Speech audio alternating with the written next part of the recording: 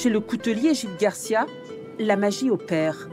La forge est allumée pour préparer le plus traditionnel des couteaux. Le cornicciolo, le cornu, le petit cornu. Le couteau de berger corse, avec une lame en acier carbone bien tranchante. Impeccable. Et le fameux manche en corne de chèvre ou de bélier. On s'est dit, on peut peut-être travailler le bélier qui est plus épais, plus de matière.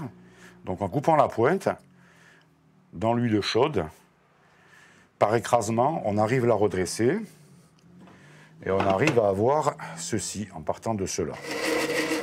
Un couteau entièrement fait à la main, à l'ancienne. Un savoir-faire devenu rare. Il lui faut 6 heures pour fabriquer une pièce. Chaque couteau est singulier, avec les imperfections naturelles de la corne. Si on veut la perfection, il ne faut pas chercher dans le couteau corse. Hein. Ils sont comme nous. Les couteaux corses sont parfaitement imparfaits. La lame est guillochée, sculptée avec finesse. La corne est polie, ce qui révèle sa couleur. Et voilà, là, il est vraiment terminé.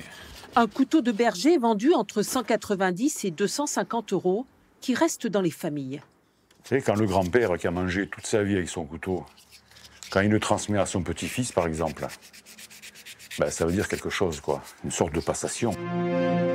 Dans la montagne, au-dessus de Calvi, une autre artiste vient puiser son inspiration. La céramiste Cathy Astolfi récolte sa matière première, la terre argileuse de Balagne. Alors là, j'ai trouvé une terre pleine de racines et de choses, de petits sédiments. Elle sera parfaite pour me donner de très belles couleurs pour mes assiettes. Arrivée au pied de la citadelle, dans son atelier de Calvi, elle commence par transformer cette terre. Elle la concasse, la tamise, puis elle associe différentes terres de couleurs. Donc je mélange mes terres comme ça, en même temps ça absorbe l'eau, donc ça la sèche.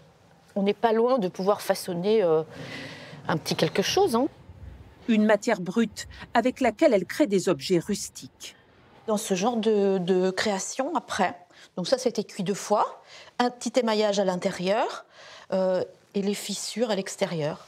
Des terres dont elle se sert aussi pour peindre ses assiettes. Mélangées à de l'eau, telle une aquarelle, elle applique ses jus de terre au pinceau. Alors celle-ci est très très rouge, mais une fois cuite, elle va être noire. Celle-là, je la connais. Ces couleurs si proches de la nature, ces formes qui racontent son île. J'hésite un peu, soit entre une assiette comme ceci. Plaisent à ses clients.